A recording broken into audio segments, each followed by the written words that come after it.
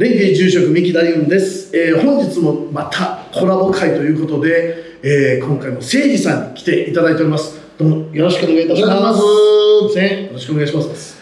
なんか私お会いして一番最初にこれを言おうと思ってたんですけど、なんかわざわざうちのお寺に参拝に来ていただきまして、そうなんですよ。ありがとうございます。ジュースしてましたけど。いえ、実は友達が、お寺の檀家で。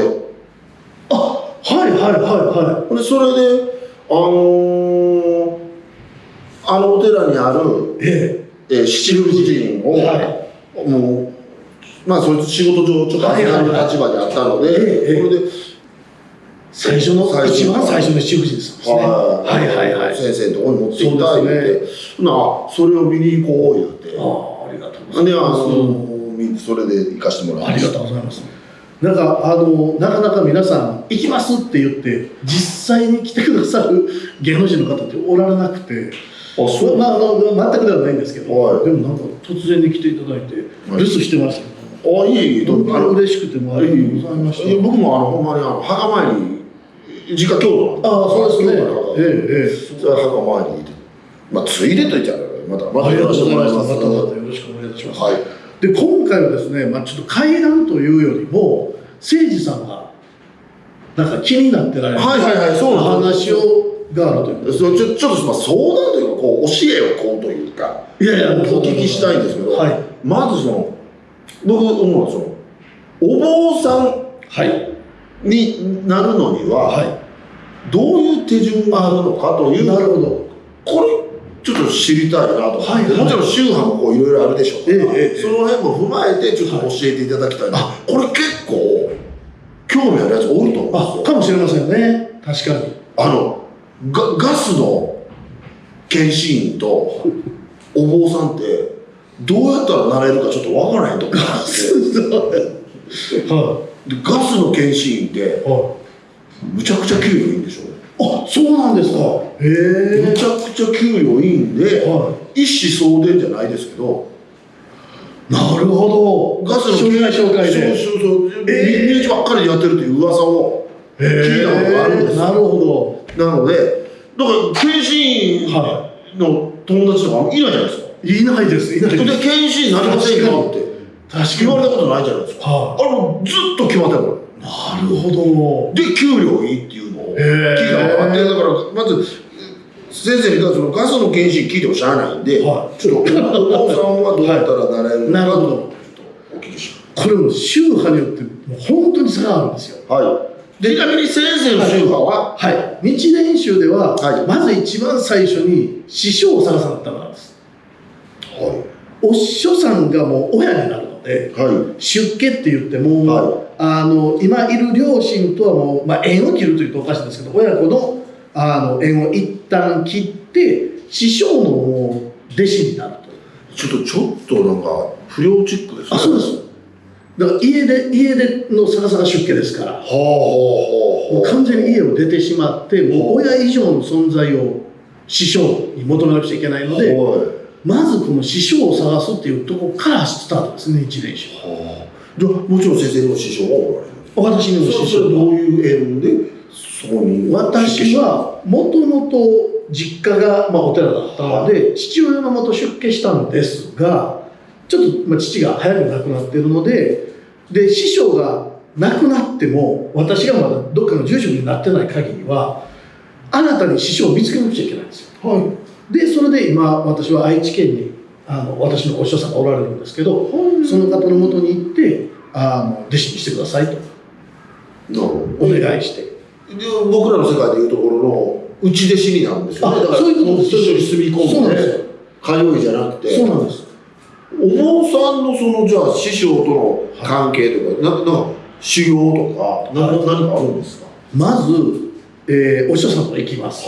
で今度お師匠さんがいいよ弟子にしてあげるよって言うと、もうお師匠さんに責任が出るので、まずこの弟子を一人前にするためにまず教えなくちゃいけないお経があったり、ペーパーテストもあるのでペーパーテストのことを教えたり、あるいはもう自分で教えきれないと大学に預けたりして、その子を一人前の修行を受ける資格を取らすという。で修行を必ず日蓮宗出なくちゃいけないんですよ。だから日蓮宗の住職をしてるお坊さんとか上人号っていうんですけど、私なら三木上人と呼ばれる上人と書く。聖人と書いての上人ですね。じゃなくてね、上人、聖の方は実はレベルが上なんですよ、聖は。でも細かい話しますと、三木大雲上人が私の正式な上人で、それを普段私使わないのは三木大雲上人になっちゃうんですよ、読み方間違うで、あんまり偉そうに見えるので、なかなか私の上人っていうのは正式にはもう三木上人なんですけど、でその上人号を取るためには35日の行に入らなくちゃいけないんです、だから日蓮宗の住職は全員35日お堂にこもってもう修行する。何するんですか？まずね、朝何時やったかな、4時か4時半ぐらいに起きて、総本山の近くの新行道場というところでおこもりするんですけど、日蓮の総本山はそうが身延山なんですよ。でこの身延山のお堂にこもって、朝、まずお勤めに出て、でお堂に戻ってきたらもうそこからはもう完全にお堂にはもう出れないです。朝のお勤め以外はもう閉じこもって、もういろんな勉強、仏教のこともそうですし、日蓮宗のこととか、あるいはずっと座り続けたり、お経の読み方、法要の仕方、写経とかも夜までずっと続くという、水をかぶったりで、その35日の行が全部終わったらやっと承認号がもらえるんですよ。だからそこまでが出すまでが一応の師匠のもう一番重要な仕事というか、ですから今から聖司さんが出家されるならお師匠さんを探して受け入れてもらって、でから35日の行なので、35日の行に入るためにペーパーテストがあったり、独協の試験があったり、結構これがまた難関で、ちなみに、年齢はいくつからとかあるんですか？いや、もう何歳でもいけます。何歳でもいけますけれども、35日の行が結構しんどいので、あまりの年齢いくと正直今から私入れって言われたらもうちょっとごめんなさい。なるほど。そう、一月ちょっとな大変だ。そうですね。それ以外のところで、例えば楽になれる、楽にお坊さんになれるところっていうのがあるんですよ。それがまたありまして、基本的に考え方が違うんですけども、浄土真宗さんなんかはどっちかっていうと、髪の毛の伸ばしてられたり、日蓮宗はもう絶対丸坊主でダメなんですけど、であれはどういう意味かっていうと、相続一体っていう考えがあって、俗人もお坊さんも結局は一緒の人間なんやから、別にいいじゃないかっていう考え方の宗派があるんですね。で日蓮宗の場合は出家者と俗人は違う。だからやっぱりお酒飲んだりタバコ吸ったりとかそんなことダメだよっていうのが日蓮宗。出家集団って呼ばれる。では日蓮はいかない。いや、来てください。来てください、ぜひ。酒もあかん、タバコもあかん、女もあかんみたいな。ちゃんと生きとんねん。でも教えをやっぱり悟りに近づくためにはちょっと不必要なものを抜けていくという。でそんなことをしないと悟り開けないのかっていうと、俗の人と一緒のような生活しながらでも救われるんだっていう教えがあるところは基本的に修行がないんですよ。で修行がない代わりに一応授業みたいなのを受けるという、例えば10日間泊まり込みで教科書の何ページめくってくださいっていうふうな講習を受ければもう出家で OK ですよっていう宗派はあります。正直どっちが多いんですか、今の日本では。圧倒的に修行がない。そりゃそうやからな。めちゃくちゃ多いですね。そりゃそうやな。で私ら出家集団日蓮宗だけじゃなくて、例えば、真言宗さんとか、天台宗さんとかはやっぱりおこもりとかがあったり、禅宗さんもそうですね。もう年にわたってされると思う。年私もちなみに4年間まあ入っても入らなくてもいいんですけど、一応4年間寮にいたり。それは具合悪い。ダメ。それは具合悪い。まあでも結局出てきてからいやもうお酒飲むわタバコ吸うわっていう人ももちろん日蓮宗におられますけどね。でも基本的にはやっぱりダメという。六本木で集まって飲んでる坊さんは修行ない方やなの可能性が高いですね。木曜日なんかこのご質問はなんかあるんですか。いやまあちょうどどないなってんやろうなと思って結構あるじゃないですか。お寺神社あります。めちゃくちゃあるから、誰が仕切って誰がどないやってどんなルールでやってはんの。だからはっきり言うて子供の夢に出てきてもいいじゃないですか。子供たちがプロ野球選手になりたいとか J リーガーになりたいとかっていうようなものの中にお坊さんになりたいってあったっていいと思う。確かにそうですね。